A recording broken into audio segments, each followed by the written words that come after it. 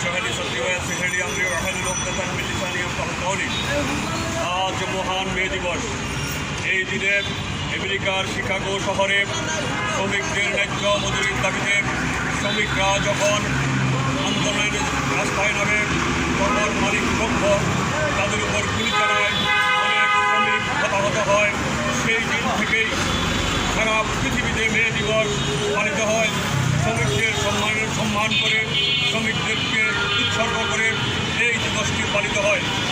এই ধারাবাহিকতায় আমাদের বাংলাদেশেও 1 তারিখে 1 মে দিবস শ্রমিক দিবস পালিত হয়ে থাকে।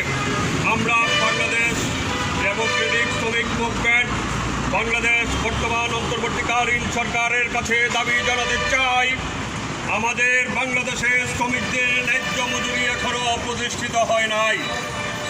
আমাদের এখনও শ্রমিকেরা তাদের ন্যায্য বেতন ভাতা থেকে, ন্যায্য অধিকার থেকে বঞ্চিত। দীর্ঘদিন শোষণ নিপীড়নের শিকার শ্রমিক জনতা। সুতরাং আজকে সময় এসেছে 5 আগস্টের গণ অভ্যুত্থানের পরবর্তী সময়ে বর্তমান অন্তর্বর্তীকালীন সরকারের কাছে আমাদের দাবি, শ্রমিকদের ন্যায্য অধিকার ফিরিয়ে দিতে হবে। শ্রমিকদের যে শ্রমঘণ্টা সেটা নির্ধারণ করে দিতে হবে। 8 ঘন্টার বেশি কোনো শ্রমিককে কাজ করানো যাবে না। যদি কোনো শ্রমিককে 8 ঘন্টার বেশি কাজ করা হয় তাহলে তাকে অতিরিক্ত টাকা, তাকে বোনাস দিতে হবে, অতিরিক্ত টাকা প্রদান করতে হবে। শ্রমিকরা যেখানে বসবাস করে, শ্রমিক কলোনি সহ বিভিন্ন জায়গায় তাদের বসবাসের স্থানকে স্বাস্থ্য উপযোগী করতে হবে। যেন কোনো জায়গায় শ্রমিকদেরকে রাখা যাবে না, তাদের আবাসন ব্যবস্থা করতে হবে।